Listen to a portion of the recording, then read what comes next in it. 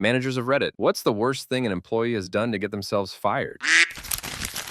Guy was just hired. He has to go home on his second day because he craps his pants. All right, crap happens, a little TMI, but what can you do? He must be an honest soul. Went home for the afternoon, came in on the third day, crap his pants again, and asked to go home. There was no fourth day. Story 2. One employee was constantly stealing food from the refrigerator that other employees placed in there for lunch and late work night dinners. Eventually, after weeks of complaints, the AT department set up a hidden camera and caught the woman taking 2 yogurts, a Weight Watchers TV dinner, and a can of Coke in one swoop. At another job, a coworker got snippy with the receptionist during an internal phone call. As she clicked the phone, she said, "Ducking Karen." But the click did not disconnect the call. The receptionist was still on the line and said, "What did you call me?" HR would later get involved, it was investigated, and the coworker was terminated. Story 3. Cart associate at Walmart was playing on his phone while using the cart mule to push a large line of carts. He ran over an elderly woman, breaking her leg and hip, was immediately fired. Not sure what all happened to him legally, but he was out of our store. Story 4. Dumbest? Maybe not the worst. A mechanic in my chemical plant wrapped expensive copper tubing around his chest and put his coat over it. It was a really cold day and it started drawing up to where he couldn't breathe, just as he got to the guard gate. The guards had a good laugh, unwinding the soon-to-be unemployed mechanic. Story 5. When I was a manager in a smaller kennel, 2 of the female employees came independently to say one of the other workers had shown them some very inappropriate images and made a lot of inappropriate comments about the animals. Checked his socials just to see what kind of things he's posting publicly, and it's all the worst furry stuff animals. Also saw some pictures of him with the dogs at work that had some very inappropriate comments. Alongside them, he didn't work for much longer and lost his crap. When I told him we can't allow him to work around animals or give him a reference. Story 6. Someone got fired because he went in the bathroom on his break and huffed the bottle of canned air and passed out. He was a good employee too, what a waste. Story 7. Early 20s kid disappeared for a week on AT binge. His friends dropped him off in the middle of the day the next week, walking into the office high off his balls as if nothing happened. The next day his dad came to apologize, explain what happened, let us know that he was going back to rehab, and ask if he could continue working afterwards. Story 8. I was a newly hired manager at McDonald's. The guy before me was working the cash register. This store was very highly trafficked. It was right off of the interstate, right on the border of city and middle of nowhere. It was the first place to stop and get some food for travelers coming in, and the last place to stop and get some food for travelers leaving out. It was not uncommon to have over $1,000 in under an hour in the cash register, and policy was to drop money in the safe at least once every hour. So this new guy comes in, works for a few hours, but the manager never did the drops. After about 4 hours, the employee goes to the bathroom and disappears. Turns out he left with over $4,000 from the cash register. Police were called because obviously they have the guy's ID, address, and information on file, only to find out that everything was false. He stole someone's ID and social that looked similar to him and used a fake address. I don't think the police ever found him or figured out who he was. Story 9. First job in insurance. Weird guy wanted to be an SIU, the team that investigates fraud. He got it in his head that rather than investigating external fraud as part of the claims department, they were a kind of clandestine CIA operation who were listening in on our phone calls, and you could get tapped to join if you were smart enough and hardworking enough. He was fired for sleeping at his desk repeatedly. Story 10. Not a manager, but have been in the restaurant biz for 30 years. Worst I saw was a 40-plus chef hitting on and basically attempting to abuse our hostess. I caught him myself. He had her cornered in the dish room with nobody around. Even though he was a full chef and me just a sous and 10 years my senior, I basically kind of fired him. Told him if he didn't leave now of his own free will and never come back, he would be leaving on a stretcher, possibly in a bag. Poor girl was in tears. It's been somewhere around 15 years and it still infuriates me to think about. She pressed charges. It was all on camera and he was arrested. Got off light though on a plea, which also infuriates me. Got a couple months in jail, not even prison. Years of probation, and didn't even have to register on the offenders list, which also infuriates me until this day. He was never a chef anywhere around here ever again though. We blackballed the duck out of him. Story 11. Blew up $45,000 worth of equipment through shoddy electrical work he had been already trained for. To be fair, this one is also on us, management. We probably shouldn't have let him have a go at even this simple electrical work, considering how unreliable he had shown himself to be thus far. Story 12. I'm not a manager, but an employee of an airport cargo handling company. We had a guy, crash a brand new jet engine air start unit into a jet engine. Bosses were not happy. Story 13. I read that as dumbest instead of worst and started typing this, so I'll finish it out anyway. I managed a call center for a while. One of my staff was a 23-year-old guy who just could not figure out how to get to work on time. He had his own car and only lived like 20 minutes away, but he would be perpetually up to a half-hour late shift after shift. We had a generous tardiness absence policy, 3 strikes for unexcused absences, but an unexcused tardy was only half a strike. And we were even nice enough to give him just a verbal warning at least 2 or 3 times instead of starting to count them. Because the call center wasn't one that had like an inbound call service level, it was just outbound calls, so the time you lost hurt you in other metrics and killed your chance at getting bonuses. But soon enough, he had burned through 5 of the 6 unexcused tardiness he was allowed. The last time he was tardy, I brought him into my office and told him this was his final written warning. If he was even a minute late, clocking in without a legitimate excuse for the next 90 days, he would be terminated on the spot. That was on a Tuesday. On Wednesday, he was scheduled to arrive at 4 o'clock p.m. for an evening shift. He walks in at 4:25 p.m. holding a Starbucks cup in his hand. I couldn't help it. The drive-thru took forever. I took his badge and walked him out. I hope he learned from it. Story 14. Left on shift. She was a nurse for what it's worth, so she didn't just leave a store or something. She left her patients unattended and her CNA left with her to go duck her CNA at the park across the street. Came back and finished her shift, night shift. Posted "I love ducking" on Facebook at 3 a.m. during said shift, which her husband, not the CNA, saw, which led to him showing up at the facility threatening staff members. Last I heard about her, she lost her license due to trafficking substances. Story 15. Supposed to drive a car from one city to another on a Friday. Probably 2-hour trip, took it to Mexico and partied for a weekend, and delivered the car on Monday. This was not even a border state. Story 16. Had a guy who was a recovering, had all the physical tells, but seemed to have his crap sorted out in the interview, so I gave him a chance. He was getting clean, so he could get joint custody of his kids. About 6 months, he was an ideal server. Great to customers, never missed an order, anything. Well, court didn't think he did enough, so gave the baby mama the green light to move out of state and take the kids. Dude showed up to work dripping sweat, grinding his jaw, everything. I sent him home and said, "You look like you're catching something bad. Don't come to work this sick again." I gave him the out. I gave him the single chance and the excuse. He came into work tweaking a second time and I sent him home. I had a final paycheck waiting for him when he showed up for his next shift. He was clean that day, but I couldn't risk the health of the rest of my staff or my customers. Met him at the door, told him that there was pay for all of his shifts, as well as for the rest of the week. He didn't argue it. He just nodded, said, "Thanks for the chance," apologized for ducking it up, took the check, and walked away. Never seen him since. Last I heard, he was homeless and unmet. Broke my damned heart. It's always one of the worst terminations I've done because he knew he ducked up, but he also didn't have the wherewithal to be sober without doing it for his kids. That's the worst because I knew how great of a dude he was, and I also know how none of it mattered in the end. I've fired other people for substances and etc. You think of it, and in my 2 decades in management, I've probably fired someone for it. I've let go of more people than I can count, but Jesse always sticks out to me as the worst, because that dude deserved so much better than he let himself have. Story 17. This was probably 15 years ago or more. It was right when Symphony was getting big in the US. I hired a contractor for a Symphony web application my company was working on for an internal client.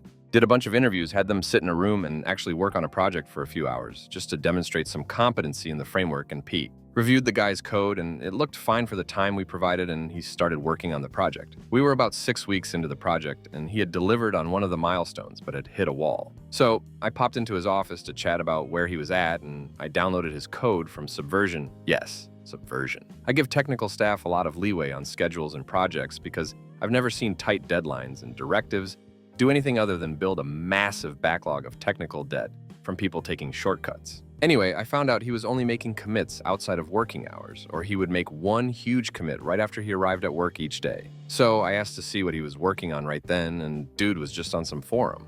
I contacted the placement company to complain about it and see if they could dig into what was going on with the guy. I shared the commit times with the placement folks, and they were super suspicious as well. Now I'm really monitoring what the hell is going on with the guy and doing daily check-ins. Fast forward to the guy not showing up for work. I'm getting last-minute appointments he has to go to or other excuses for him to leave early or show up super late. Some days in the office, he's super productive, and other days, nothing is happening. So I call the placement company again after talking to the guy. They set a meeting, and we basically read this guy the riot act about expectations. That night, I get a phone call at home from the guy who looked up my contact information and called my house. He starts ranting at me about how unfair I'm being and what a hole I am for going behind his back. Dude is screaming at the top of his lungs into the phone.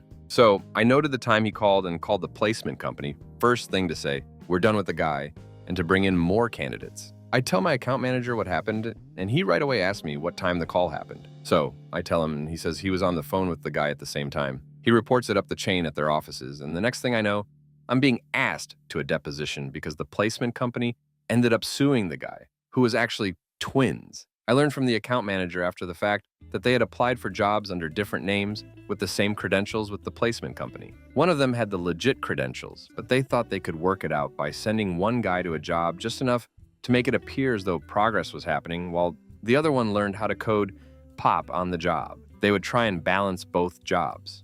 I never learned what the hell happened after I turned over tons of emails, project reports, logs from Subversion, and call logs with the placement company. It was absolutely one of the craziest damn things I've ever had happen. Story 18. I used to run a large food distribution center. The overnight crew was responsible for picking orders for delivery the next day. There was a recovering alcoholic on the night crew who fell off the wagon one night. He snuck out a break and drank a whole fifth of vodka. Once he was back on the clock, he tried to stab another employee for picking the bag of potatoes he wanted for his pallet. A fight ensued and the drunk guy ran outside. We found him blacked out in his car with the doors locked. I was worried he might pass, so we called an ambulance. They didn't want to wake him or try to treat him where he had a knife, so we had to wait for the police to show up, break a window, and get him out of the car. Then they took him to the hospital to pump his stomach. Story 19. Not a manager, but a carpenter with several employees. But I had a worker doing a window replacement. I'm a person's home. The room he was working in had a fully stocked bar. Employee drank a $400 bottle of liquor, and homeowner found him passed out in their guest room. Story 20. I don't remember the circumstances, but an employee slapped our general manager and walked out. No, the police weren't called, probably because the GM was doing a lot of shady crap, and that's probably why he got slapped. Story 21. Married plant manager had an affair with an assembly worker who was his granddaughter's age and a mom to two very young boys. The girl dated one of the techs who was 12 years older than her and worked at the same plant. The tech found out about the affair and hit her. The company fired the plant manager. Many forklift operators got fired for accidents, while under-influence employee hit a car in an employee parking lot and fled the scene and never showed up to work. So I guess they fired themselves, though it would make more sense for them to keep working to pay for the damages. Guy took bereavement leave for his grandpa funeral in UK, but instead went partying in Jamaica, and someone snitched on him, providing SEM posts as proof. Analysts screenshotted MSG from their boss, and instead of forwarding it to his BF, sent it to his boss. His boss was named on his phone as damn idiot. Some guy got caught reselling items, bought at a sample sale. Prof got forced into early retirement for drinking on the job and being drunk all the time. It took them forever to get rid of him because he was tenured. Prof got fired for sleeping with his students. 3 guys, A, B, and C. A would come in the morning, clock out C, and clock himself in, and then leave 10 min later. Guy B came in the afternoon, clocked out Guy A, clocked himself in, and would leave 10 min later. Guy C would come in at night to clock himself in, clock B out, and leave 10 min later. They did that 7 days a week. Engineer claimed ton of overtime, but never came to work. She was discovered by an entry-level tech recently promoted from the floor, who was sent to her for training on Monday. By Wednesday, he reported he couldn't find her Monday, Tuesday, or Wednesday, people who should have been fired but never were. Supervisor, who slept with the assembly worker. The worker sued the company, claimed the supervisor used his position of power to get her to sleep with him, and won money. After that, he slept with another assembly worker. The company got sued again for the same thing and had to pay money. The guy is still there, a guy who kept coming to work hangovered, and one Monday threw up in a cooling liquid of a CNC machine that was shared between 4 job stations. The other 3 guys weren't happy. A guy who was working as an engineer without an engineering degree, who balanced automotive assembly line in a way where it was impossible to build anything because he did such a poor job, which caused months of delays. A guy who never did anything. He came to work, drank huge bottles of pop every day, and never completed his assigned work. In story 22. Just a few weeks ago, salesman tells HQ that his very large national customer wants us to use a specific vendor for a multi-million-dollar contract. We set it up but have procurement run backgrounds on the vendor to make sure they are reliable. After digging down many layers, the founding documents for the vendor come back. It's owned by the salesperson and his sister. It was done quietly to save face with the customer, but the salesperson no longer works here. Story 23. I had an employee pull out a bag of meth and ask another employee if he wanted to smoke some of it. Another employee was supposed to go canvassing in a company car. After hours of being gone and not answering phone calls, the police called from a county 3 hours away to inform me that the employee had crashed the car because he was high on substances, and I needed to make arrangements to pick up the totaled car. Story 24. ran a side hustle producing adult calendars. Discovered it because our sysadmin noticed he was using an anomalously large fraction of our network bandwidth. He was downloading a ton of adult film to harvest the images. Story 25. I had a coworker get fired for applying for jobs on a job site using her company computer at work after she'd been warned about appropriate internet use and that she was being monitored. Had a different coworker fired for looking adult films at work on a work computer, also after being warned about appropriate internet use. I had an employee who was the absolute rudest and most incompetent a whole, but he made it easy by just calling in sick for 2 weeks straight and refusing to provide a doctor note. Story 26. I will preface this by saying I'm not a manager and that this individual wasn't fired, but this is probably the craziest work story I have, so I'm rolling with it. I worked for a very large Fortune 500 company in tech. 2 employees, a manager, and our director at the time were all expecting kids around the same time, so our office threw a baby shower for them. Probably 50 to 60 people attended, including our senior director. We were in this large conference room. The whole thing was impressively catered, they each got diaper cakes, and it was a pretty impressive event for a work baby shower. One of the adjacent teams we work with closely from another office also made a congratulatory video. A lot of effort put into this. Mr. Director then leaves the room, and one of the managers that reports to the director having a baby announces he has something for us all to watch. He airplays his phone to the big screen. The first thing to pop up is a video that has a woman slept with dude. Room goes dead quiet for a solid 5 to 10 seconds, trying to confirm with their brain what their eyes were seeing. Meanwhile, this guy scrambles to get this hardcore film off the projector. The room finally erupts in laughter, and that pretty much ended the event. Not only was he not fired, but years later was promoted. Super talented guy, but I still can't believe he wasn't fired. Didn't resign. Story 27. I don't know if worse means dumb or bad, but either way, this is a question for me. They get worse as you go down. For context, because of where I work, all of these acts and crimes were committed by teenagers, usually 16 or under, and stole pizza, and when asked what she was doing, replied, "I'm stealing." Was on track for a minor leadership role when it was discovered that he had been stealing ice cream products all summer. The description of the thief was very specific, and this guy wore the same bright pink hoodie with a giant rose on it every day. Naturally, the hoodie was included in the description. The guy insisted that the girl who reported the thief had him confused with an identical employee who wore the same hoodie, sold other employees already used employee tickets to guests, and lied about it to the general manager, stole the iPhone of a born and bred New Orleans guy 3 times his size off the desk of the HR manager. He then refused to give the phone back when the guy he stole from and his big brother knocked on his door, tracking him down with "Find my iPhone." My almost assistant manager hooked up with a teenaged employee. The assistant manager was pretty young himself, probably 18. The girl was really into him and had been going for him. But when it didn't work out, she got upset. Her parents noticed and called us. We had to fire both employees. Threw a makeshift shrapnel bomb at another employee who put her arm up to block it. The bomb, a sealed metal water bottle with dry ice that had been inside for hours, exploded on contact with her arm, ripping it open and hitting another employee in the head. The bomb was accidentally created by another employee. Dry ice in metal water bottle. Stole a car under the truly mistaken impression that he was borrowing it and allowed to do so. He took another employee in said car to go get food with himself driving, despite the fact that he had no license or permit. He thought a school ID would suffice. He then went about 60 down a 30, swerved from one ditch to the other, and totaled the car in the ditch outside the place of employment.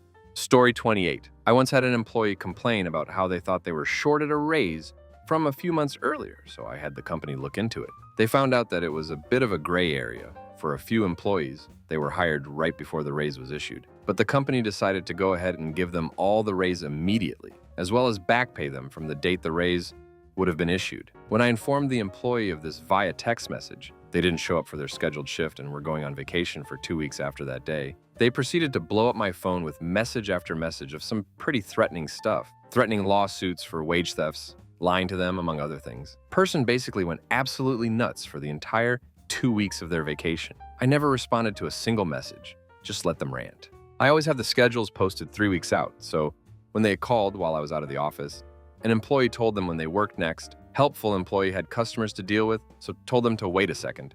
An angry employee got rude, so they hung up the phone on them. Angry employee called back, and helpful employee told them when they worked next quickly, but hateful said they needed to write it down, so tell them again when they get a pencil and paper. Helpful employee showed great patience and did as they asked. Disgruntled employee then continued to text hateful things to me for the next week leading up to their return. come said return date. And my boss and I were there waiting, just in case something got nasty. When they showed up, they just ranted about how they were stolen from and how they were going to sue us. It eventually led to them flipping me off in the office when I called them out about their wrongful accusations. They were suspended at that point and told not to return until notified. 2 days later, they were back in the store, demanding a bunch of disposable vapes they said they had there. They must have been thrown away months ago, because I could never find them. They thought I was lying, so they called the cops on me. Cops came and I explained the situation to them. They told the employee to leave, so they eventually left. This turned into them refusing to come back for a disciplinary write-up. They said they didn't want to get arrested, since we already called the cops on them once before. I reminded them that it was them that called the cops, but they said I was lying again. They instead tried to do the discussion on the phone, but they refused to listen to the write-up. At that point, we considered them a voluntary quit and washed our hands of them. Last I heard, they were threatening to sue the police as well. Kinda weird how they kept saying they had a lawyer telling them to do all this, and yet we never spoke to or saw said lawyer. Also, this was all at a convenience store, not some big-time high-laying job. Story 29. A few years ago, I started a new job. Pretty standard desk work. Not too hard, but not the kind of job you get if you haven't already worked in an office environment. First day, I go into HR with my documents, and the nice lady onboarding me tells me we can get started after the other guy who's onboarding with me, Tim, comes back with his I-9 documents since he'd left them at home. Not a great first impression at your new workplace, but I guess stuff really does happen. Tim gets back and we chat a bit. He's polite but seems a little slow and off, and I chalk it to first day nerves. We go to the production floor, meet our manager, get settled into our desks, all that. Our seats are 2 to a cube, so he's basically right behind me the whole time. Over the next few weeks as we're training, I'm noticing I'm picking up the work pretty quickly, but he isn't. There are several sessions where Tim's manager's having to sit for an hour or more showing this guy over and over how to navigate our systems, which aren't really confusing at all. At some points, it seems like the manager's having to remind Tim how to close windows and tabs in his browser. After another couple of weeks, Tim is gone. Not too much surprise, but I'm alarmed when our managers tell us that if Tim tries to contact us on social media, we should block him and let them know. And then the next day, the managers advise us to not leave the building or go out to our cars alone until further notice. What apparently happened was that Tim had initially interviewed for this position by phone, and he really blew away the managers. Great resume, answered all the questions well, really engaging and friendly. When he got the offer, he moved with his entire family across the country to start this job. And then he walks in on his first day, and within a few hours, the managers realize something isn't right. This guy doesn't sound like he did on the phone. He doesn't really understand the work at all. He's not really keeping up in the training. So they pull him aside to ask what's up. And he admits almost immediately is that the person they talked to on the phone interview wasn't him. He had coached a friend on what to say and had paid him to do the interview for Tim. Now, any decent company or any competent set of managers would have let Tim go immediately. But I suppose they started feeling guilty when Tim said he had moved his whole family across the country for this job, and they tried to make it work. But clearly he was struggling the entire time and simply couldn't learn the work. And after a painful few weeks, they gave him the boot. And apparently in his termination meeting, he had started mouthing off at the managers, which led to security discreetly escorting him out the building. But it didn't end there, because apparently that night, after the managers informed us Tim was gone, he decided to send threats to the managers on LinkedIn saying he was going to come back to the building and do who knows what when we were all at work. I don't know if the police were involved, but thankfully everything seemed to settle down without anything much happening. I have so many stories to tell from this particular company, but this was a memorable start. Story 30. Got mildly injured by the garage door in the warehouse after ducking around. Agreed to go to the hospital after his supervisor very clearly told him there would be a substances test and he didn't have to go to the hospital, and that he would be fired if he tested positive on the substances test. Remember, this was a mild injury, like a small SC. Saying this as a coworker who saw it, not a boss trying to downplay. Guess who got fired? Story 31. He asked a coworker in the parking lot if he could pay him to complete his assigned work. He faked it through the interview process and was a terrible hire. Story 32. Guy I worked with and helped to train for a management position was promoted to manage his own store. His very first quarterly audit saw the store $20,000 short. As an aside, $200 is enough to trigger the deep audit. So it was all hands on deck. He was put on admin leave pending a full store audit. I was yanked out of my store along with 2 other A managers.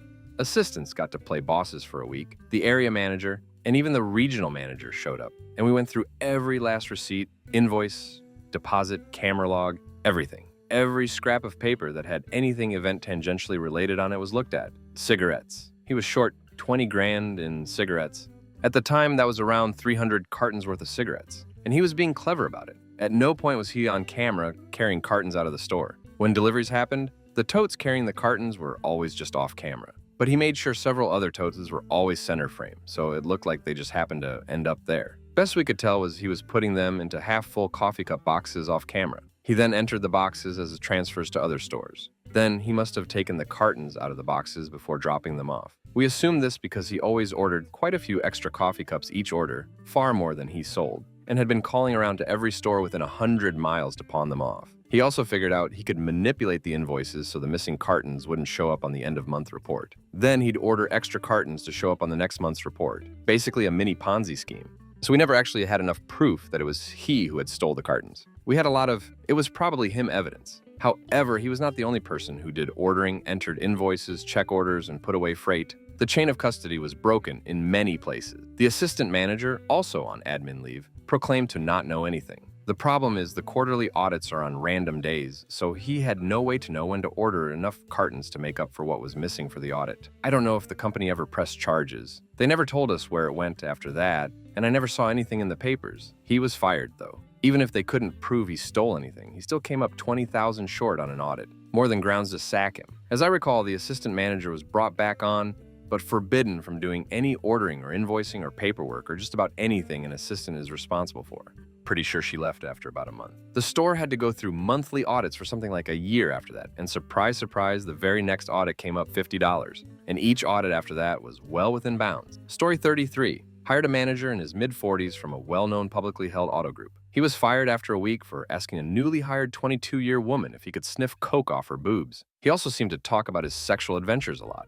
We think his former employer knew he was a serial sexual harasser and was pleased to dump him on us. Story 34. We had an HR woman and a male executive at our company both get fired. They were accidentally walked in on in their executive's office. They were found to be both partaking in lines of substances, and the woman was busy playing the man's skin flute. Both were terminated. Story 35. My husband used to be the GM of a Wingstop. He had hired a new employee. They were a man. Not a big deal, but is relevant to the story. Anyway, when setting up their info in the system, their ID reflected their dead name, and husband was sure to advise that they need to provide their legal name on documentation for tax reasons and as not to cause any payroll discrepancies. He also assured him no one would know or refer them by their dead name. It was strictly legality business. Employee filled out the paperwork using updated name anyway and assures husband that he had the legal paperwork with a legal name change but just needed to go to the DMV. So employee starts working and all is well. Payday rolls around, husband happened to be off that day, and this employee started blowing up his phone. Apparently they could not cash their check.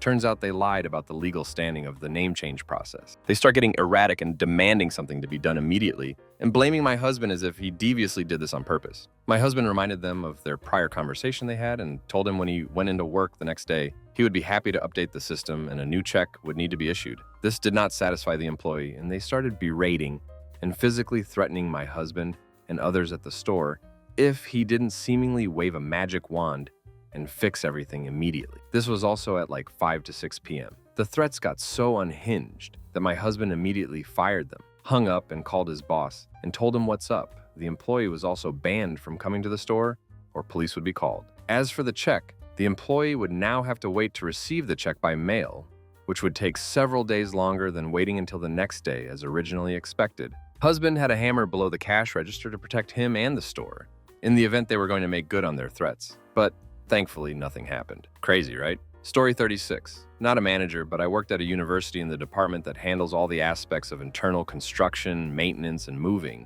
One of our fellow drivers got caught masturbating in a company truck. Worked at a restaurant where my coworker was addicted to Klonopin and was found passed out in the bathroom. I worked at a supermarket chain, and a new store was being opened up. They pulled employees from multiple stores to go assist in its grand opening and training of new employees. One of the managers and an employee, who was a friend prior to me working there, got caught logging hours for each other in the system when they weren't there. Something to the tune of a full month's pay. Story 37. Oh, I have two. One was a supervisor that got busted in a police sting operation involving meeting up with Gut at a park via a Craigslist ad. The other was this guy that left work one night, chainsawed a hole in his ex-GF's apartment door and started shooting. Her husband, the ex-GF, lived. Story 38. When I was a paralegal manager, I had to fire a guy for masturbating at his desk. We had high cubicles and he was in the back of the office. Well, we could hear the sounds. He was trying to do it under his coat, but it wasn't working. I had to fire him, and we had to get the two biggest guys from the office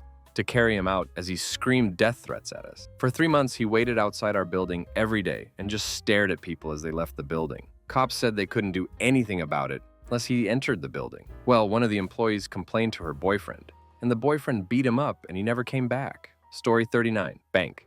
One guy managed the dormant accounts.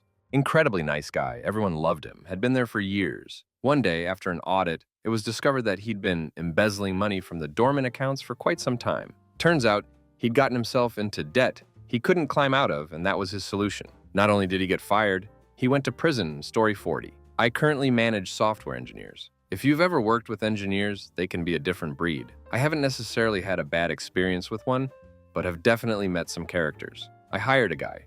He killed the interview. It was virtual. Resume was great, had excellent references. My team alternates between 3-2 and 2-3 in office days, and this guy had worked remote since 2011, and in his first day, a ducking showed. Before I even got into my office, I had 4 complaints about this guy's body odor. I wasn't really sure what to think until I got there and shook his hand. I damn near fainted. I've never smelled body odor like that in my entire life. I immediately asked him to come outside with me because I didn't want him stinking up the office. I asked him what was going on, if he had a medical condition I needed to be aware of. He had no idea what I was talking about, so I told him, point blank, he smelled like a bomb hit a diaper. He was shocked and couldn't believe it.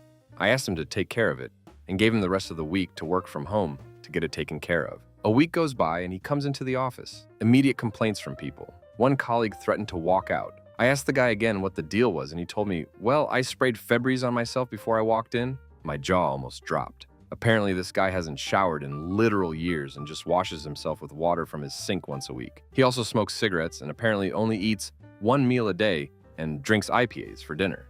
I asked him again to take care of this, or there would be conversations with HR. Conversations with HR happen, as you probably guessed. He was eventually terminated, but one thing he told HR was that he wasn't sure how to properly shower and asked for guidance. Story 41. Former assistant used his mom as a reference. Different last name. I should have caught it when she said she felt like she'd known him from birth. Had none of the skills he promised. Final straw when he ordered himself a 75 gaming mouse for the computer and a birthday cake scented candle. After being fired, he left me a Yelp review telling people I was the meanest, craziest boss ever. Bless his heart. Story 42. I used to be a manager for a large logistics company. We had a worker who became obsessed with a customer, looked up her address in the computer system, and drove an hour and a half to her house in the middle of the night to ask her out. Customer got freaked out, called the cops, and the guy got arrested. We also had a guy get hired. Our hiring process was several weeks long. He works his first day, a full 8-hour shift, and does pretty good. As he's leaving, I tell him I'll see him tomorrow, and he turns and says, "Oh no, I'm going on vacation for 6 months tomorrow. I'll see you when I get back." I immediately text our HR rep to see if they were aware of this guy's vacation. They weren't, and the HR rep texts our district manager to see if he knew anything. He didn't. The guy came back 6 months later and walks in the door like nothing happened, and we had to escort him from the property, telling him he abandoned his job. And not as a manager, but involving a manager, although at a different job. We had a manager having an affair with one of his employees. The manager's question worked Saturdays and would come in for start of shift, then disappear to drive over to the girlfriend's house. We worked at a home security company and got free cameras, and the girl's boyfriend started watching the camera and seeing this random guy showing up at their house. He managed to put a tracker on his girlfriend's car and followed it one day to our work, where the manager and his mistress were ducking in the car in the parking lot. The boyfriend took a baseball bat to the manager's car, and the manager called the cops. The whole building was standing in the parking lot watching some guy beat the crap out of the manager's car, while the girlfriend and the manager, both of whom were half naked, tried to grab the baseball bat. Worst part was that the manager was married with kids and had to drive home with a busted windshield and no job that night. I wonder how he explained that one to his wife. Story 43. Had one of my very well-liked and hard workers leaving the state. He'd done everything needed to do with HR. 2-week notice, started returning issued item. On his last day, a store manager trainee got a bug up his ass because this guy didn't have an issued item with him. Dude explained the above, today is my last day, etc. Manager trainee didn't want to hear it at all. My guy gets the "duck this crap, I'm out" look, jumped on a forklift and drove it across the parking lot to the Taco Bell drive-thru and bought a last meal. Parked in the middle of the parking lot and ate his burritos. Manager trainee lost his mind, My dude just smirked and tossed his company-owned stuff at his feet as he drove by, parked the forklift, and clocked out. Still makes me smile to this day, story 44. Pales in comparison to many stories here, but I figured I'd share. I brought in a contractor who was super eager to get a foot in the door at the company I worked at. Due to company policy about this team, we were only hiring in-state. It was the first thing I brought up in the interview. It was reiterated by his contract firm multiple times. Day 2, we hop on a Zoom call. The guy dials in with a tropical beach in the background. Not a fake background. Me, hey, where are you? Him, Costa Rica, man. Just got here late last night. It's gorgeous. Me, when are you coming back to the States? Him, I rented this place for the month, so probably after that, but I might hit up Portugal to see a buddy for a few weeks first. Me, okay, well, you were told multiple times that you were required to work within the state, so you're fired. I'm going to have your account deactivated immediately. Turn in your laptop with your firm when you get back to the US. Him, but my permanent address is still there. Me, story 45. It was grease trap day at the salad joint. If you don't know, the dishwashing sink was set up to collect grease and oils so they don't go into the water system. Eventually, this trap needs to have its collection dumped. It absolutely is one of the most disguising and vile-smelling things you will ever experience. I had a new guy that had been there for around 2 weeks, and we needed to clean the grease trap and transport the viscous liquid to the grease disposal spot. We got it all in a few 5-gallon buckets filled to the brim. He grabbed 2 at once, and on his way out of the kitchen and into the dining lobby, he dropped them. Both of them. That liquid went absolutely everywhere, running back into the kitchen, under tables, seeping into the baseboards and walls. I was absolutely astounded by the mess. This wasn't just something you could mop up. It was gallons of the most foul, slippery substance imaginable. The smell was something like dead raccoons and leech farts. Totally atrocious. I said, dude, we have to figure out how to clean this up. And he said, okay, I'll be right back. He didn't come back. I waited around 15 minutes, called him, and left a voicemail. You're fired.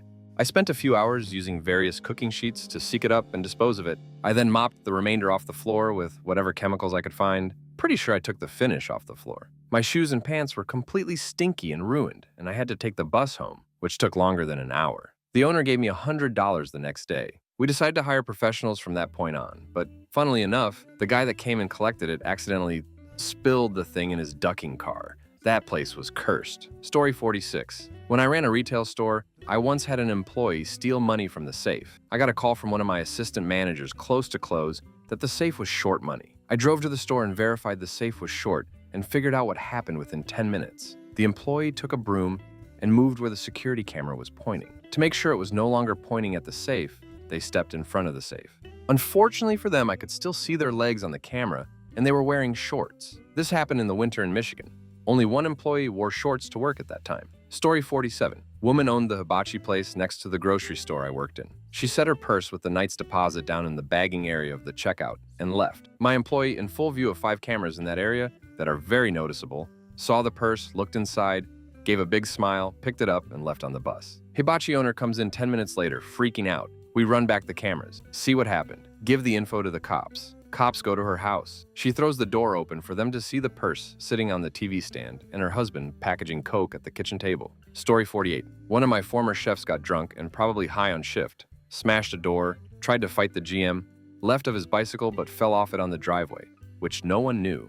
I come to work not knowing there was an issue the night before to the guy's stuff all over the driveway. Tobacco, papers, filters, a grinder, alcohol bottle smashed, his underwear and I a few other bits. I clean it all up on my way in. He's not there yet, so I start to prep breakfast and I ask what the duck has happened the night before when I find the door. He finally comes in late at 7:30. I fire him for gross misconduct. This isn't even really all the stupid part. The guy, so off his face on whatever substances he's been on, proceeds to forget that I fired him and comes into work the next day. I'm in ducking disbelief when he comes in and I have to fire him for the second morning in a row. Story 49. Had a guy working for me who was a recovering alcoholic. One of the other employees went to Cuba and brought him back a Mickey of Cuban rum without knowing how bad it was. The guy drank it all in the bathroom before collapsing and nearly pulling down all of the fixtures. I made sure he got home and gave him an ultimatum: resign and use us as a reference or get fired with cause. He chose the former. The guy lived under a bridge for a while after, before settling in with his father in another province. I'm still his reference for employment. Story 50. Hired a Romanian guy. After 4 weeks of him shadowing someone, he starts working on his own, and his work was dog crap. After a week, I take him into the office with another manager to have a chat and see if he understands what he's meant to be doing, if he needs more training, if he feels he needs A couple more weeks of shadowing, etc. And throughout he says no. I ask him if he's certain. He says yes. So I bring up the previous week's work and tell him he's not in trouble, not to worry as he's new. But it wasn't up to standard, so if he thinks he needs more training, just say so and we can sort it out. He says no. Another week passes, work isn't good enough, so I take him in again and go through the same process of asking if he needs any help, understanding what he needed to do. Again, he insists not. So I said to him, if I don't see an improvement, I'll have to go down the performance management process, as his work isn't up to standard, despite him insisting that he knows what he's doing, and he'd start kicking off, shouting and swearing. Called me and the other manager a. We both looked at each other like, WTF. We've given you plenty of opportunities to say you need more training. And he wouldn't calm down, so I said to him to go home, stay home, and he'll receive a letter in the next couple of days to invite him to a disciplinary meeting, because it's unacceptable, and he swung a punch at me. We took that as his resignation, and he never came back. Story 51, not manager, but former regional manager here, and showed up to do an unannounced cash audit on one of my retail stores, only to find all the petty cash in the safe missing. Turns out SM just so happened to choose that day to borrow the money to buy nose candy for the first time, he swore. And I showed up at the wrong time before he could pay it back to the safe. The problem was, I showed up because I had remote DVR access, and I had footage of him knowing it previously and then taking the ASM into the women's restroom for an hour, while the store was locked up in the middle of the day. Turns out, people call customer service when your national brand cellular telephone retail location is supposed to be open on a Tuesday afternoon, and it's not. I totally forgot the best part. Of course, the dude was married with kids at home, and IERC, he had one on the way. Story 52, had a barista at a college campus coffee shop we were having issues with. I was trying to reach him via phone, no answer, so the director went over to check on him. He gets over there. There's a few students standing around with a mix of horror and amusement on their faces. Guy is missing, but his phone is sitting on the counter blaring hardcore adult film at max volume. Turns out while no one was in the shop, he decided to view some adult material, shut himself in the storage room to rub one out, and in his haste, left his phone on the counter. Director calls me up and says, "You're never gonna believe this." He was union, and they tried to fight to get his job back by claiming sex addiction and asking the company to pay for him to go to rehab. They declined. Story 53, not really a manager, but a small business owner, wedding photographer. Showed up an hour and a half late, smelling of whiskey and weed, got him to photograph a bit past the ceremony, then told him to peace. Story 54, lots to choose from, but this was one of the first that I became aware of. Way back when the internet was being introduced as a business tool, and prior to any formal policies being established, there was a guy in a private office who discovered that the internet was full of adult film. Not only did he like viewing it, but he had a habit of printing it to his adjacent desktop printer. All is good until his printer broke, and tech services took it away for repair and redirected his print jobs to the central printer located next to reception. So the next day, while browsing adult films, he finds something he likes and hits the print button. But instead of the familiar whirring of the printer staring up, he realizes his mistake. He then attempts to casually walk up to reception to retrieve the printout, only to discover nothing in the tray. Instead, one of the secretaries is holding the printout, asking him if he is looking for something. He was fired the next day. Thing was, as there was no policy in place at the time of his indiscretion, if he fought the dismissal, chances are he would have won. Story 55. I work at a library. We have copy machines and printers that the public uses for a small fee, like 5 cents a page. A lady claimed the job of counting the money from the coin machine, which was fine. No one else really wanted to. After about 6 months, the accounts office called me, her immediate manager, and a few others in to set up an observation investigation. Turns out, she'd been stealing all the dimes from the machines for months. The accounts office obviously caught on when our location never sent any dimes in with our deposits. I have no idea how much money she walked away with, but it couldn't have been worth her job and the police investigation. Though it later came to light that she also had been stealing from the PTA concession stands at her kids' football games, so maybe she was just a thief. We also had 2 employees whose kids went to school together and didn't like each other. I'm not sure why. They were high schoolers, it could have been anything, but the employees got into a fist fight at the school during pickup. Restraining orders were filed. They both got fired. One had a daughter who came in and tried to fight the location manager. The other had a son who came in and asked for help getting emancipated. Story 56. He had sex with a customer in the dressing room. And then he came out and told me he'd been fooling around, and then he just left. He wasn't fired. Later on, he tried to file for unemployment because he said no one told him he wasn't allowed to do it. The only thing that kept us from having to pay his unemployment was the fact that I didn't fire him. He left of his own accord. Story 57. He was perpetually late, uncommunicative, and constantly on his phone. Then he threw an exceedingly loud and public temper tantrum that I got promoted instead of him despite his seniority. Story 58. I worked at a food distribution center in the UK years ago. You could get into trouble for leaving the warehouse floor without authorization, and this guy wanted to use the loo but didn't want to get into trouble. So he done a poo in one of the 1,100-liter wheelie bins that are scattered around the warehouse. He was fired. I think I laughed for 2 days. Story 59. This one bartender called in to see if her bartender buddy that night wanted to swap in cut times. She was asking him to close for her so she could leave early as she was sick. We expected a slow night, so he told her to just stay home. All good, he's got it covered. We then watched her go into the bar across the parking lot in her work shirt. One of our crew was off shift, but hanging out. He ran over to see what was up. Chica acted like nothing was wrong, ordered him a shot, and did one with him. This was not her first offense. She was 23. Nobody likes you when you're 23. Story 60. Didn't show up to a client meeting and went dark for a few days because he was in jail. Mistaken identity, of course, as he had a very common name and had pulled over to change a tire, and State Patrol had shown up, and it was all a terrible error. Didn't show up to the follow-up meeting to figure all this out because he crapped his pants with explosive diarrhea on the way in. Turns out he had done virtually no work, to my surprise. Fired him by voicemail since he wouldn't pick up the phone. Also informed him there would be a police report if his company laptop wasn't turned into our office within 48 hours. He slipped in, wraith-like, and left it at the front desk and was gone before anyone ever saw him. I was really curious about exactly what was going on in his life, but I think I would have been disappointed by mundane stupidity. I fired another guy because he disappeared without notice, returned about a week later as he'd driven back from Burning Man, about 650 miles, without his windshield. I had to respect that a little. Years later, he called me and apologized that he'd been off his meds and a bit manic. Story 61. An employee of mine unknowingly committed insurance fraud. She had a minor workplace injury, so I had her fill out all of the necessary incident forms and informed her that she had the option to see one of our medical providers for workplace injuries. She said that she was going to leave for the day to go see them. I turned in the forms to HR so they could do what they needed to do. The next day, HR comes to me and asks me to clarify which provider the employee went to because they said they couldn't find any record of her visit. I went to the employee to ask her, and she just told me that we could forget about it. And it wasn't really that serious. I told the HR director what the employee told me, and she immediately calls the employee up and confronts her. HR director lays into her and tells her she already filed a claim with our workman's comp insurance,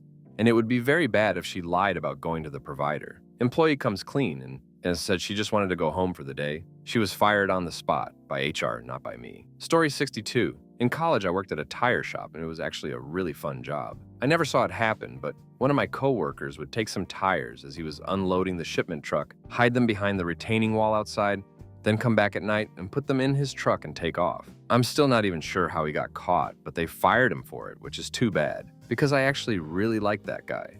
Story 63. Probably the dumbest was a relatively low-level employee yelling at a colleague at their cubicle. It was over some data for a project. The person they were yelling at is one of the smartest, kindest, hardest working, easiest to work with people I've ever worked with, who I have repeatedly recommended for promotion to their manager. Guy was walked out that afternoon. It was a $90,000 per year job and someone fairly fresh out of school right into the toilet. And 20 people, some of whom he will likely encounter in his career, that will forever remember him for that. Story 64. Not at my current job, but at a previous job. A guy got caught trying to bring a heroic amount of substances on the airplane, and when TSA pulled him out of the line, he said, "It's not a liquid. What's the problem?" Story 65. My company's senior leadership is uncommonly young. I'm the oldest director at 40. Our CEO is in his early 30s and looks younger than that. One day after an executive meeting, we ended up sitting outside the conference room, just shooting the crap. This is also an area where sales reps can congregate, work, or just hang out. While we're not an enormous company, we are fairly large, and our primary business model is providing a service to sales organizations who also have access to our office spaces. So it's not unusual to not know who someone is. Anyway, while the most of executive team was sitting at a table, a sales rep one table over decided to tell a joke to his buddies, loudly, and dropped the hard R multiple times. And when the CEO told him that this wasn't appropriate workplace language, the dude became confrontational and said something along the lines of, "What, you gonna be a Karen and run to HR?" The boss motioned toward our HR director and said, "Well, no, but this is Lisa and she's in charge of HR." I'm not even sure if he still had any idea that he was talking to the CEO. Story 66. My stupid sister lied her way up to get an engineering manager job at a boat manufacturer company. She has absolutely no education higher than a GED AHS diploma. However, boat company decides to give her a company credit card upon hiring and a bunch of projects for her and her team to work on. She has no idea how to do the projects because she is not an engineer, has no idea how to manage a team, as she never managed people before. She doesn't show up to any project meetings, so the team she was hired to lead never knew what to do. Time goes on, and the employees that are left, hung up with no leadership on what to do, start complaining. The boat company finally tracks her down, and turns out she was traveling around the U.S. site, seeing and spending money at high-end restaurants. She was fired, rightfully so. Not sure if she had to pay anything back or was charged with anything. Sure hope she was, though. Story 67. I had an employee use a company gas card on his personal car, purposes for company vehicles only. Got caught using his gas card on a Sunday night at 12 a.m. In the hood, not where he would be working, but right near his house and not the time he would be working. He admitted to it. I asked him if it happened previously. He said no. Got a warning letter. 2 days later, I got the report he did it 2 previous times. Lost his job the next day. If he had just told me the truth, he wouldn't have lost his job. And I asked him 3 times. What makes you think if you got caught the most recent time, you wouldn't get caught the previous 2? Story 68. One of my coworkers just took money out of the till with a camera pointing down directly between the till and user. I'm pretty sure he had a bad alcohol problem. TBH, it could have been anything. He had mentioned substances used in the past, as well as a really bad home life. He was a good dude, so it kinda sucked. At the same location, we had a dude who was just out of prison for shooting a guy. Didn't kill him, but he's in a wheelchair for life. He was actually funny as hell, a great worker, and eventually became an assistant manager there until he went back to prison for selling weed. This one also sucks because he had just had a kid and told me he was planning to get out of crime completely so he could be in his son's life. Just didn't get rid of all the weed he had quickly enough, I guess. He actually should be out by now, as this was around 2018, so I hope he managed to leave that life behind him for good. Story 69. I was a media director, and one of the guys on my team got drunk as duck off Hennessy that we kept in a VIP area for clients. We had to shoot a commercial that day, and the dude couldn't even hold his camera correctly. He stole Hennessy that is for clients only and couldn't help film the commercial.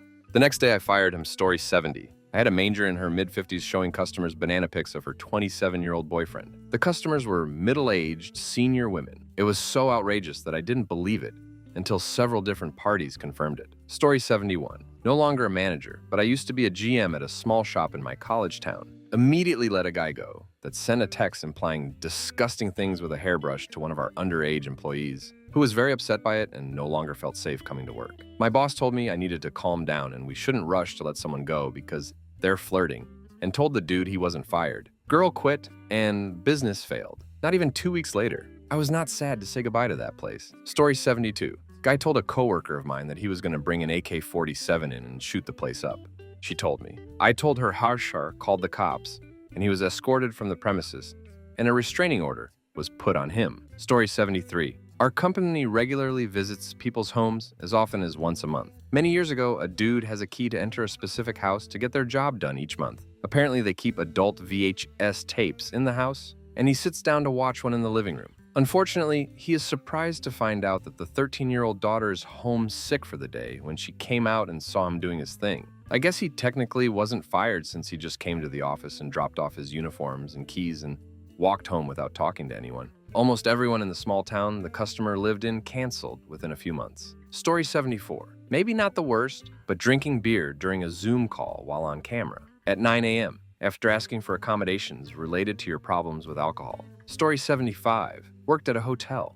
One of the overnight front desk agents had to evict some guests for partying. After he had them removed, he realized that he had never finalized their check-in, and he didn't have any information for the people on the room. Very apologetic. Accidents and good overnight help is hard to find. I wanted to get at least a picture of the people he evicted. I did some research on the key used to access the room so I could check the camera on the time they checked in. Turns out the overnight front desk guy made the key for himself. He threw the party, and there was no guest kicked out. Story 76. Had a newer employee come in one morning acting a little off. Asked if he was all right, and he explained he hadn't got a lot of sleep. I leave the shop for the day to do some service calls and get a call about 2 hours in from frantic coworkers asking me if I know what's wrong with him. I asked what's happening, and they say he's pale breath, but passed out and unresponsive in the break room. They had already called emergency services before calling me. The owner of the company found him and thought he was dead initially, and she lost her crap. He's fine now. Just doesn't work with us anymore. I still see him from time to time. After receiving medics and going to the ER, calling his parents and finding out some history on him, he thought he was getting fired for taking a nap on his break. Story 77 had a guy show up drunk to work. We all knew it, but he was a young kid, and we decided to give him a pass. The dude drives a delivery truck, told him to go home, sleep it off, and come back the next day. No punishment, just a day off. He insisted he wasn't drunk and was good. Again, try to explain no trouble, just go home and come back tomorrow. He wouldn't go. Gave him the choice, either go home or take a breathalyzer. If he didn't blow straight zeros, he would be fired. Opted for the breathalyzer because he knew he wasn't drunk. Got a cop to come down and give him a breathalyzer. Blew a .05. Was fired the spot, and got that day off anyway. Story 78. Some years back, walked in on one of my employees doing substances in a stairwell. Yeah, you do whatever the duck you want at home. But if you're doing that crap at work, you obviously have a serious problem, and I don't really want you on my team. Story 79. I used to be in the news industry on the commercial production side, and a few years back we ran a tragic story of a father and son pass on a fishing trip. The father was a well-known doctor at a local hospital. The very next day, we had a salesperson literally approach the hospital he worked at and say, "Well, it looks like a good time to run a new recruitment ad." Our GM got a call from someone at the corporate level of the hospital, and we never saw that salesperson again. The GM didn't even bother to send an email or make an announcement about her no longer being employed. Managers were the only ones that were told why. Story 80. VP of the company was visiting. Employee decided to drink and was completely hammered. VP noticed this. He denied it. VP asked him to get tested. He admitted being drunk and offered to go home and come back the next day. VP promptly terminated him. Story 81. I manage a cheese department in a gourmet grocery store that also serves prepared foods. The employee in question was already a problem. An elderly lady came up looking for a fork for her lunch. And this guy said, "Sorry, I'm a cheesemonger, not a forkmonger," and turned away immediately. She was extremely upset, and we were out of disposable forks, so we ended up giving her a metal fork from the restaurant upstairs. Unreal behavior. We're known for good customer service. It was crazy to see an employee act like that right in front of me, and then joke about it after.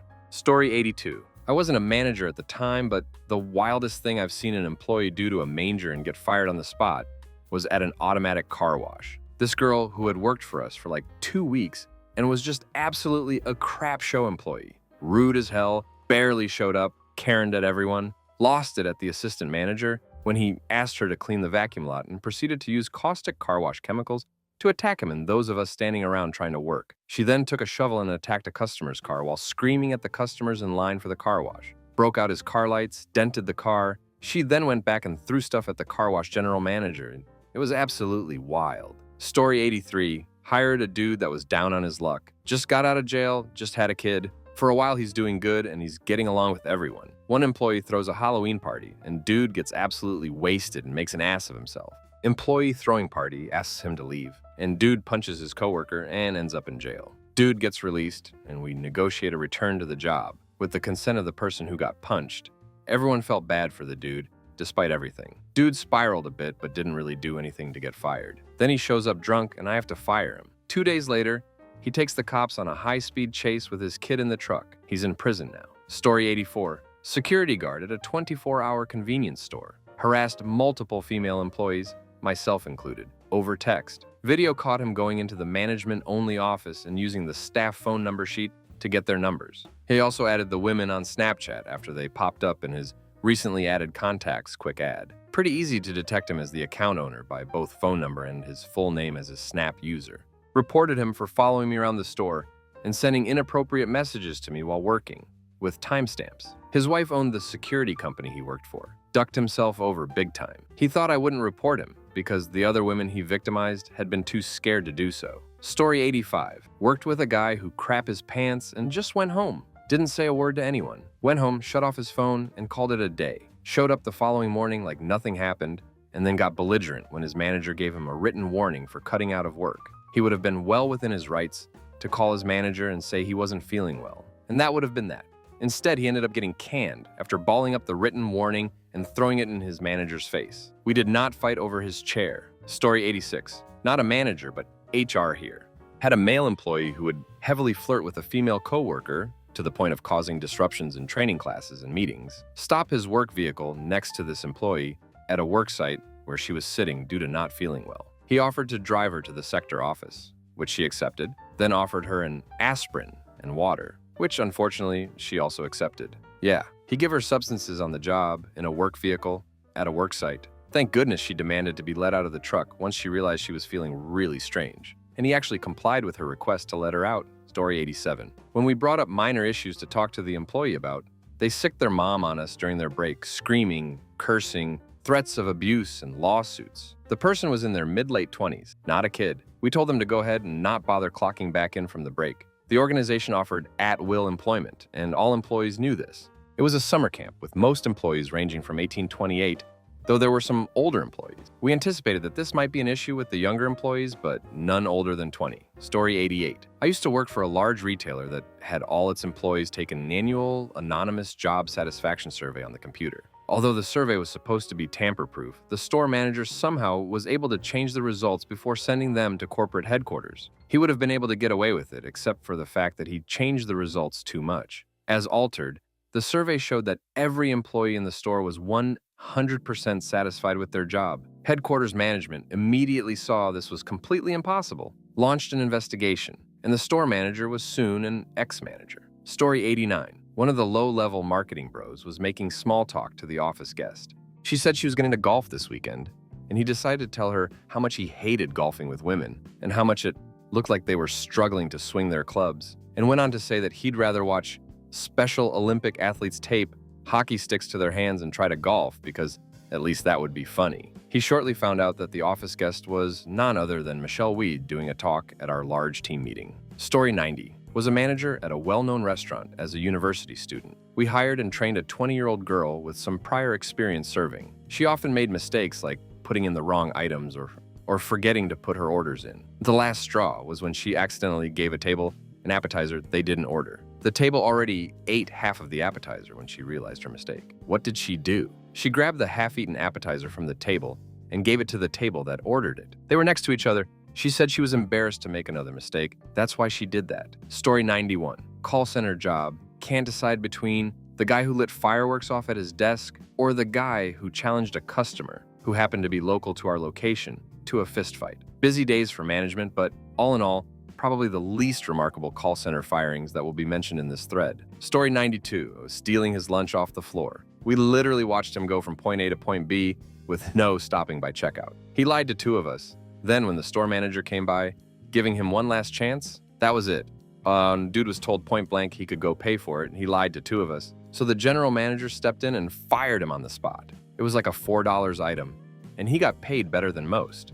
Dude threw away a very easy full-time gig over a piece of smoked salmon in the middle of the pandemic when getting a decent job was next to impossible. Story 93. Asked them about their skill set and experience when they were transferred to me, as I was told they were underperforming. Asked specifically about things they said they could do on their resume and from their interview, not mentioning why I was asking. They plainly stated they had no experience in any of those things. Ended up letting them go within the week. My guess is they had someone write their resume for them and studied common interview questions, but no idea how they even got through the interview stage. Pretty sure the person who interviewed them got let go eventually too, though. Story 94. I was training new hires on how to deal with hazardous materials in a warehouse, and this guy kept falling asleep during the videos. I reminded them they needed to pass the test in order to keep their job, allowed them to go get coffee halfway through. It was 2 a.m., I get being tired, but they signed up for that shift and kept asking some of the test questions throughout the videos to make sure they were paying attention. He took the test 3 times and failed all 3 times, then accused me of being got really unprofessional with me. Ended up taking his badge, and another supervisor walked him out. Story 95. My dad, uncle's small family remodeling company, where I also work. New hire says he'll let us use some tools for a job we're doing. Proudly says he stole them from his last employer. Later on, while driving the company truck, hops out and gets in a fight with a teenager right out front of the high school that I go to, and brags about kicking this guy's ass. It was in the paper the next day as a mini riot. This guy was an adult just out of the army. Didn't last the week. Story 96. Had a guy who was late one day, who then called and tried to get coworkers to bail him out of jail on the drunk driving charges he got on the way to work that morning. Story 97. Manager of a store, mid-30s, stole around $1,000 of our store bank and used it to pay for his trip to meet up with his 14-year-old girlfriend, multiple states away. Story 98.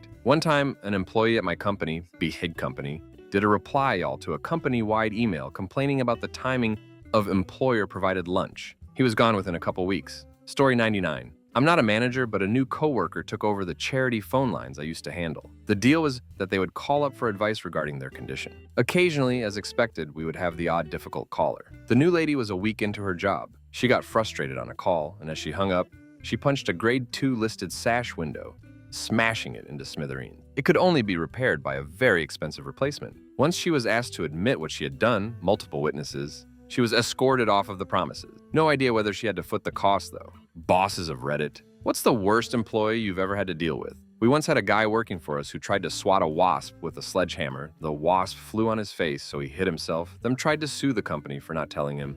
Swatting wasps with a giant ducking hammer was a get thing to do in health and safety talks. He lost the case and the wasp got away. Story 2.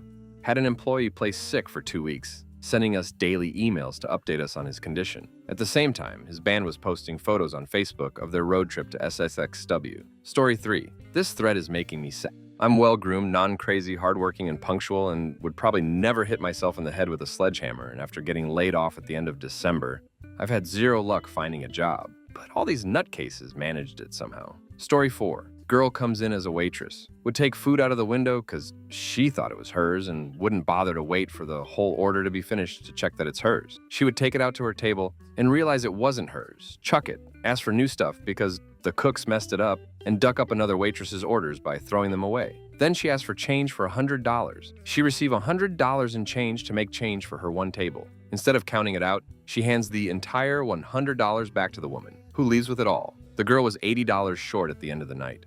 Normally it would come out of her pay, but our boss covered it in the meantime and told her to pay her back. Weeks go by, still hasn't paid our boss back. My boss gets persistent about it, and so the girl goes and talks to her mom about it. My mom says we all make mistakes, and I shouldn't have to pay for my mistakes, was her response. Eventually it resulted in the girl suing our boss for $80 that our boss scammed out of her. And then she had a meltdown about working 12 hours a week, stating that it was too much for her and why doesn't anyone understand? I'm not going to lie, I celebrated when she quit. Story 5, I worked as a supervisor for a catering company when I was in college. We had this guy who might have been the dumbest person I've ever met. I remember we had to label dishes the cooks sent out to know what went where without uncovering them. I asked him to label a breakfast and he misspelled every word, even the word eggs.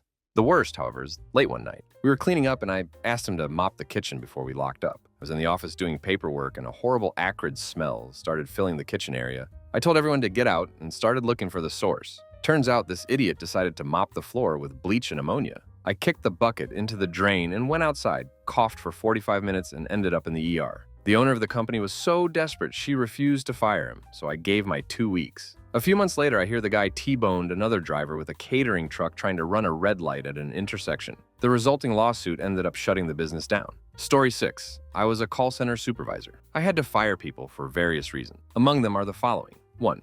One of my team members was looking at hardcore adult film at his workstation, leaned over to the woman sitting directly next to him, turned his monitor towards her and asked if she thought her tits were real. 2. Another agent had a customer send a payment directly to him at his home ducking address. 3. One agent stole a customer's American Express card and proceeded to ring up a total of $250 million worth of charges in 2 days' time. 4. One of my team members ran a scam for 6 months. Each day she would write down a customer's credit card number. She would then use it to buy lunch for herself and her friends each day and have her friends just give her cash. She would order the food to be delivered to the office and pay over the phone. She would have gotten away with it too. However, she turned 21 2 weeks before being redeployed.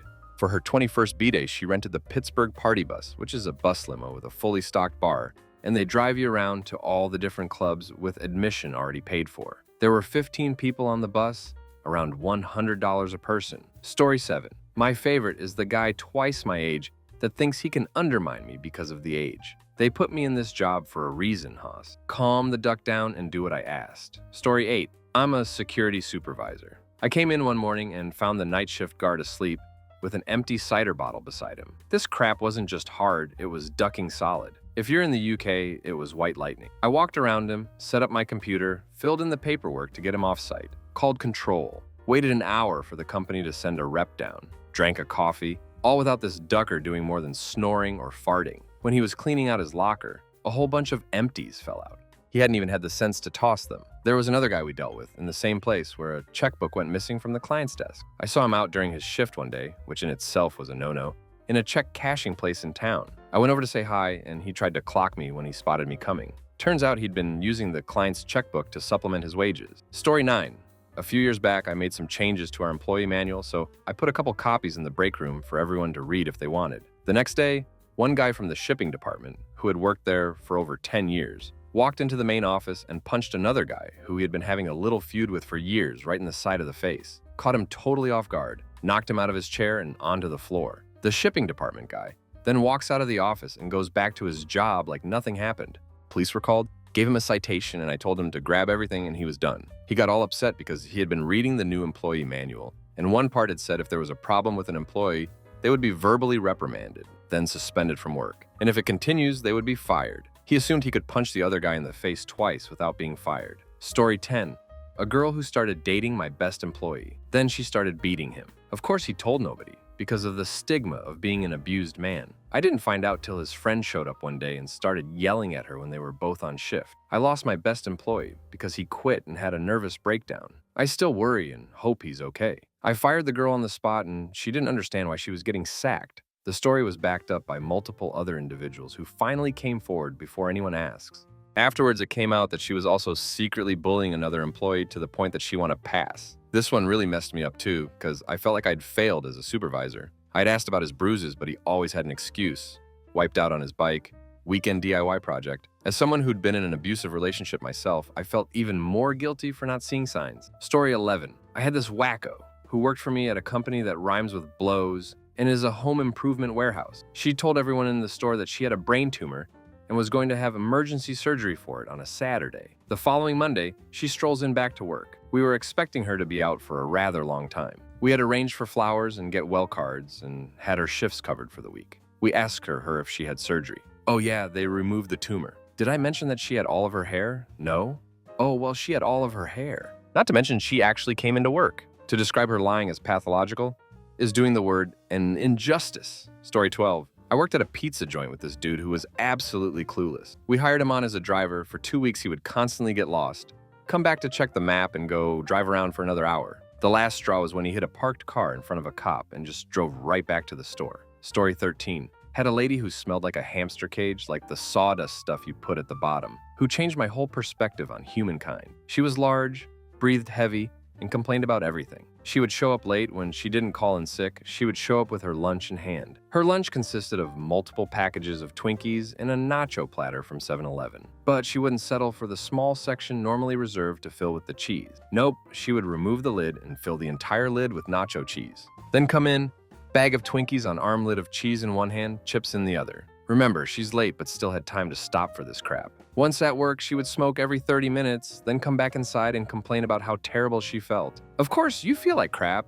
Nacho cheese and nicotine are not going to help. This was every day, seriously every day. Finally, she stopped showing up. No warning, no calls, nothing. I fired hers as a no-show with no notice, filed under job abandonment, and guess what? She is probably still collecting unemployment. Story 14. Back when I was a manager at a pretzel place, we noticed when we had this girl on the register that the drawer would always come up short, so we were watching her. We were between paychecks at the time, and she had mentioned she was broke. She went on break as we were counting the drawer, and we discovered we were $125 short. She came back with new shoes and was talking about how cute they looked, and we asked her, "How much were your shoes?" And she about $125. And I will always remember her shocked, genuine look of surprise as she said, "How did you know?" Story 15. This one employee continued trying to pleasure himself while at work. I told him it was very unprofessional, even if it was in the bathroom or nobody was around. After I walked in on him a second time, I fired him. Story 16. I was only a team leader, so I didn't do the firing here. But back when I worked at an amusement park, a 16-year-old was hired to work the cash register in my department. On his first day, he stole $20 out of the till in full view of another employee and cameras and told her to just be cool. She told our manager, and the kid was fired on the spot. Story 17. Oh man, where I'm from, the labor pool is such crap. I've gone through about 35 employees in 3 years with a 4-person company. It's silly. Mostly just crafty workers. But there's been a few that are just ridiculous. Story time. I once hired a salesman that was just utterly ridiculous. The guy was in his mid-30s, looked good in his interview, seemed like he knew his stuff. After about 2 weeks, he hasn't sold much and was using his computer looking for voodoo-type stuff to help him sell. I sat him down and talked to him about the fact that his sales were poor and the dude went off, got completely livid about it. To make things worse, I was 21 at that point, he was almost twice my age, and I was very much the more mature adult person in the room. I finally tell him that this meeting didn't mean he was getting fired. He just had to make some sales to get him to calm down. About another week goes by. I catch him smoking weed outside the office at the end of a workday. I can't really do much about this since he has a medical marijuana card and he's already off. But make it very clear if he comes to work high, or if I catch him smoking again, he's fired. One more week rolls by and the deadline I gave him to get a sale hits. And so I bring him in my office to fire him. Once again, he gets completely irate about it, so I end up telling him that he can freelance sell for us, but he'll have to do it out of his home, is no longer employed by us, and can no longer use the facilities at our building. This was simply out of fear that this guy was going to come back the next day with a gun. He leaves my office screaming that I'm just a little Karen, slams my door, and proceeds to pack up his thing. I walk over to the office he shared with 2 other people to make sure he didn't steal, damage anything as he was leaving. The whole time, being completely calm and trying to make this guy realize he's a ducking jack, with a 20-year-old making him look like less mature as a 5-year-old by comparison. The dude then proceeded to try and give us work for the next few months, and we continually told him that we weren't interested. He even threatened to send all his work to one of our competing companies, which I thought would be hilarious since he had signed a non-compete with us. But he had never given us any actual work the entire time he was around. Story 18. I used to work at a gas station as an overnight worker. This guy worked days. I'd come in at midnight and the place would be ducking filthy. Why? Because him and his girlfriend would hang out with their friends for the whole shift, ignoring or antagonizing customers. Customers would tell me how they would come in and have to leave without buying anything because his girlfriend and him were arguing and wouldn't stop to deal with customers. On multiple occasions, he was rude to customers and would steal change from them. He also liked to brag about how much crap he was stealing from the store. Oh, and then there was the time he threw a fit because he believed, after working there for 3 months, he deserves 2 days in a row off of his choosing. He was whiny, stupid, pig-headed, and one of those people who are always right even when they're proven wrong. Somehow, you're still wrong. He was barely literate and very vocal about how proud he was of that fact. To him, education was a useless waste of time, and that school was for gits, and how he was proud to not have a high school education. He was also really racist and openly, again proudly, homophobic. Why did my boss keep him around? I'd always wondered. I mean, I quit because of the useless waste of life, as did others, but she kept him. Well, actually, today I found out my crafty ex-boss was stealing money from her employees by claiming shortages in all our cash and insinuating that it was him. One of my coworkers who hadn't quit had been recording his counts for months and somehow figured it out. He had proof of it, and what did the labor board do? They warned the Karen. Gotta love how useless and ineffective they are, right? I love how if I get caught stealing, I get a criminal record. But if an employer is blatantly stealing from their employees, slap on the wrist. Last I heard, this semi-human slob has yet to find work 4 months after being fired. He's delivering flyers, while his girlfriend supports his ass. Honestly, people like him should be sterilized. I feel terrible knowing he's going to knock somebody up with his simian sperm only to abuse and harm this kid. On the plus side, this guy's plan is to buy a Winnebago and work on farms out west in Manitoba. In from there, and I never told him how cold it gets. I smile knowing they'll find his frozen corpse come spring. Should clarify, he was stealing money as well and tons of lotto, food, smokes, but so was the boss. She was just blaming it all on him because it was obvious what he was doing. And yes, I'm sticking by with my semi-human comment. I don't care how un-PC it is, there's no way that guy isn't part, dunno, chimpanzee? Also, he sounds exactly like SpongeBob SquarePants. He also did not have a license and was apparently, according to him, an epileptic. He bought a car from some sketchy hobo. This car was not safetied or registered. I hoped so bad the cops would catch him and toyed with calling them myself. Story 19. My friend was a team leader in a call center and had a hot female employee off on the sick for a week or so. Long story short, he stumbled upon her working on one of the Babe Station channels on Sky TV. Had to sack her, but probably not before Cheeky Wank Story 20. I had my own business, and the highest-ranking manager kind of went through a hard time with his lady. He lived about a block away, and with us being so small in size, everyone knew everyone fairly well. So when things got rocky for him, I let him live in his office while he and his wife worked through their issues. I lived on the other side of town, so one night I was there a bit late. I decided I was too tired to drive safely and slept on my couch in my office. About halfway through the night, I wanted to make a sandwich. The manager didn't know that I was there. The offices, except mine, all had a wall of glass, so you could see in them while walking by. There he was, getting a BJ from Escort Story 21. I worked at a restaurant's small family-style breakfast place. I wasn't the newest employee, but I was the most regular one on Sundays. So I became the assistant manager. I was 16. I was also the only waiter. One employee had a meltdown because 5 minutes before closing, a couple walked in and ordered. I told her they won't be long, and worst case, we get time and a half. While trying to calm her down, 3 more tables walked in. I seated them, took their order. When she found out to keep her calm, I said, "Just make their toast and you can go. It'll give you till I leave on your card." Next thing I know, she comes out from the kitchen flinging toast at the costumers, like throwing stars. Goes into the kitchen, breaks a few things, and leaves. Story 22. I'm an electrician. When I was a second-year apprentice, my foreman came to me with a brand new wet behind the ears. First-year apprentice in tow. In residential, it isn't uncommon to have second-year apprentices run crews of first-year apprentices. He introduced us and told the kid that he would be helping me. As soon as the boss left, he looked me right in the eyes and told me, "I don't have to do what you say. You're a woman. You don't belong in construction. You don't even know what you're doing." His other gems were, "I'm going to marry my girlfriend. She is the perfect woman, blonde, big boobs, and dumber than a bag of rocks." When I informed him that this meant he would have dumb kids, he replied, "Nuh-uh. Kids are like 70% their father, so they would take after me." I didn't have the heart to inform him that any offspring of his was doomed. I didn't have the power to terminate or discipline him in any way. So I got my revenge in other ways. He was maybe 5 feet 2 inches after a long stretching session, so I always made him do the overhead work. He once told me he didn't want to put up the lights in a garage. I told him that part of being an electrician was doing things you didn't want to do. He replied with, "Part of being an electrician is having an apprentice to do the things you don't want to do. You are that apprentice." Didn't sit well with him. Story 23. I have a few, but the worst was an addict and alcoholic that told a coworker that he wanted to make a movie with her, then proceeded to harass and berate her when she shot him down. I investigated this guy and decided terminated him in the presence of a deputy who had to escort him home. This wasn't the end of him, though. He filed a damage report for personal items damaged while at work, which we'd normally cover. It was clear what he was trying to do, so I went to the location he was at when he damaged them, spoke with witnesses who actually knew him personally, and they said he broke his items himself. The reason he was chased by a dog, went to jump a fence, got his foot hung on it, and tripped. The witnesses restrained the dog.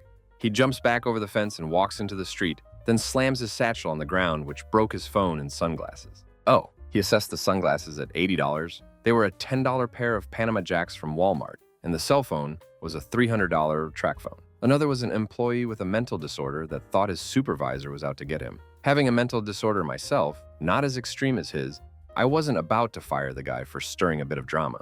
I had a few talks with him personally and basically walked him through it like a 5-year-old. He calmed down just after that and actually ended up being a great employee. Another was an employee who threw an item at a cashier of a dollar store while he had his badge on. He was a pain because he felt it wasn't right. I had 2 employees rezig. Another pain wasn't an employee, more like a headquarters watchdog that acted as a technical advisor. They had no concept that those little numbers on my spreadsheets represented humans and insisted I force them come in on weekends to work. I made it optional.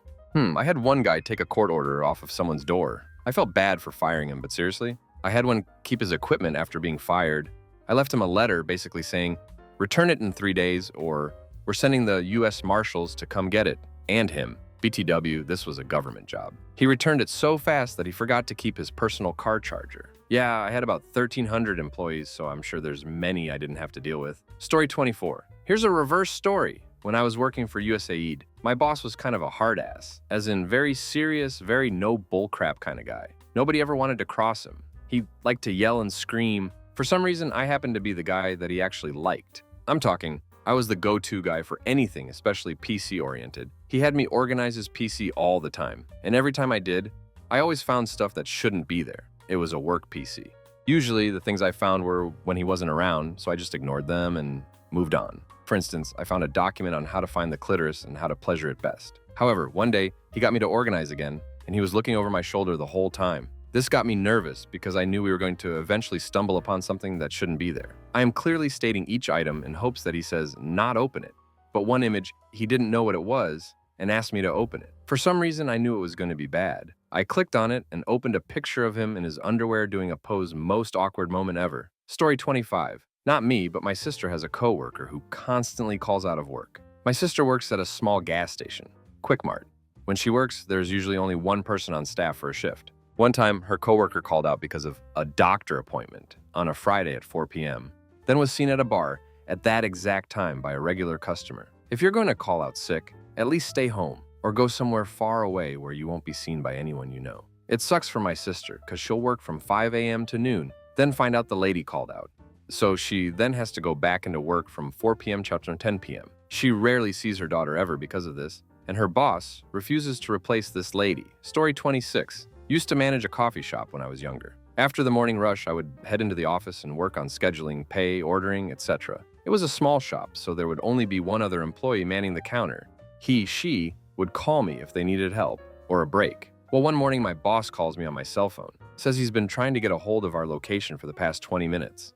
I peek my head out the door and see a few people waiting in line and my employee on the shop phone. After I get her off the phone and we help the customers, one lady, a regular, pulls me aside and says that my employee had been talking on the phone with her friend about the sex she gave her boyfriend the night before. Needless to say, I sent her home and put in the paperwork to have her fired. Her defense? That Karen shouldn't have been eavesdropping on my conversation. Story 27. Not a boss, but I'm on a team with this person and my team leader's hands are tied by her managers to do anything about it. So I understand the need for little white lies, mental health days, what have you. Sometimes you just need a break. I get that. Hell, I could use one now. But one of my coworkers has been out now for a few days, shy of a month. The given reason? Her mother died after having a stroke. Okay, I can see how you might need a month to get on with life after something that devastating.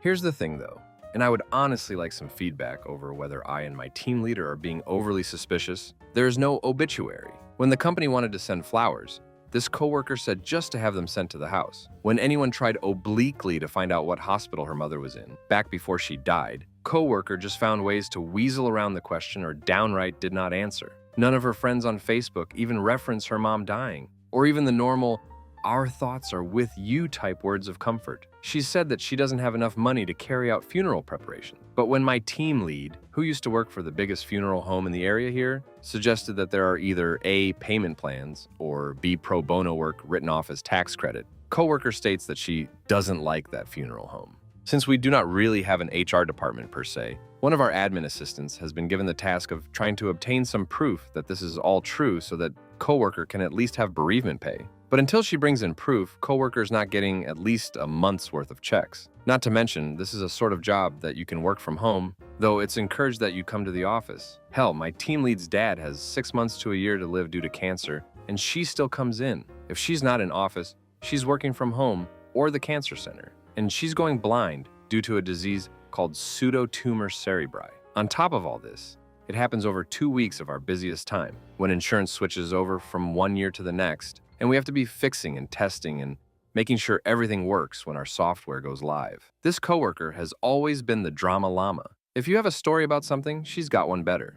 If you're having trouble in your relationship, she's got even worse. She is a supreme hypochondriac who has, by her own admission, dragooned her physician into a diagnosis of lupus. Oh yes, she also supposedly has stage 3 cancer of some downstairs parts that change every time we hear about it. But she's not taking any meds or treatment for it, and instead insists that coconut oil and juicing is the only treatment she needs. The coconut oil is a running joke by now with us, and the icing on the cake is that we can't get rid of her because we are contractually obligated by the company we are vendors for to have X amount of employees. Story 28. I had to fire a pregnant girl a couple days ago. I managed a call center, and she loudly called another agent a Karen. During her termination, she began yelling that I was firing her because I didn't want to give her paid maternity leave. Our company doesn't even offer it.